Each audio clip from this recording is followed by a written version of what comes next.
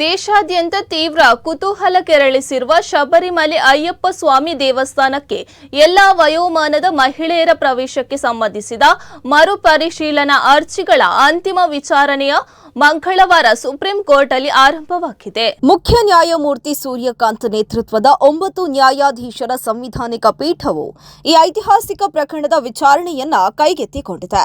ವಿಚಾರಣೆಯ ಮೊದಲ ದಿನ ಕೇಂದ್ರ ಸರ್ಕಾರದ ಪರವಾಗಿ ಹಾಜರಾದ ಸಾಲಿಸಿಟರ್ ಜನರಲ್ ತುಷಾರ್ ಮೆಹ್ತಾ ಅವರು ಧಾರ್ಮಿಕ ನಂಬಿಕೆ ಮತ್ತು ಸಂಪ್ರದಾಯಗಳ ಪರವಾಗಿ ಪ್ರಬಲ ವಾದ ಮಂಡಿಸಿದರು.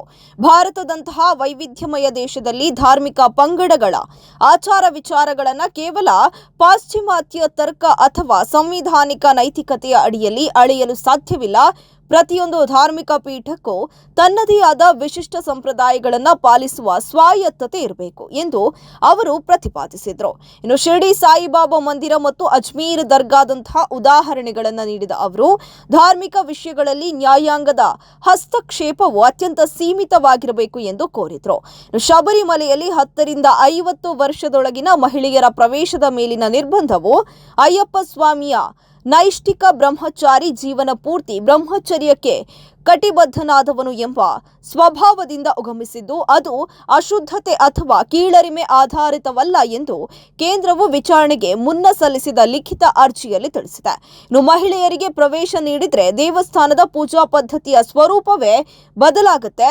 ಇದರಿಂದ ಸಂವಿಧಾನ ರಕ್ಷಿಸುವ ಧಾರ್ಮಿಕ ವೈವಿಧ್ಯತೆ ದುರ್ಬಲವಾಗಬಹುದು ಎಂದು ಕೇಂದ್ರ ಸರ್ಕಾರ ಹೇಳಿದೆ. ಶತಮಾನಗಳಿಂದ ಭಕ್ತರು ಸಂಪ್ರದಾಯದಂತೆ ಪೂಜೆ ಮಾಡ್ತಾ ಇದ್ದಾರೆ ಎಂದು ಕೇಂದ್ರವನ್ನ ಪ್ರತಿನಿಧಿಸಿದ ಸಾಲಿಸಿಟರ್ ಜನರಲ್ ತುಷಾರ್ ಮೆಹ್ತಾ ನ್ಯಾಯಾಲಯಕ್ಕೆ ತಿಳಿಸಿದರು.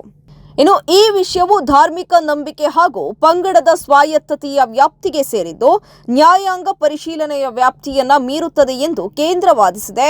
ಮುಟ್ಟಿನ ವಯಸ್ಸಿನ ಮಹಿಳೆಯರ ಪ್ರವೇಶದ ಮೇಲಿನ ನಿರ್ಬಂಧವನ್ನ ಮುಂದುವರಿಸುವಂತೆ ಸುಪ್ರೀಂ ಕೋರ್ಟ್ಗೆ ಕೇಂದ್ರವು ಆಗ್ರಹಿಸಿದೆ. ಧಾರ್ಮಿಕ ಆಚರಣೆಗಳನ್ನು ವೈಚಾರಿಕತೆ, ಆಧುನಿಕತೆ ಅಥವಾ ವೈಜ್ಞಾನಿಕ ಮಾನದಂಡಗಳ ಆಧಾರದ ಮೇಲೆ ನಿರ್ಧರಿಸಬಾರದು ಎಂದು ಕೇಂದ್ರ ಸರ್ಕಾರ ವಾದಿಸಿದೆ. ಇಂತಹ ವಿಧಾನವು ನ್ಯಾಯಾಲಯಗಳನ್ನು ನಂಬಿಕೆಯ ವಿಷಯಗಳಲ್ಲಿ ತಾತ್ವಿಕ ನಿರ್ಧಾರ ತೆಗೆದುಕೊಳ್ಳುವ ಸ್ಥಿತಿಗೆ ತಳ್ಳಬಹುದು ಎಂದು ಹೇಳಿದೆ.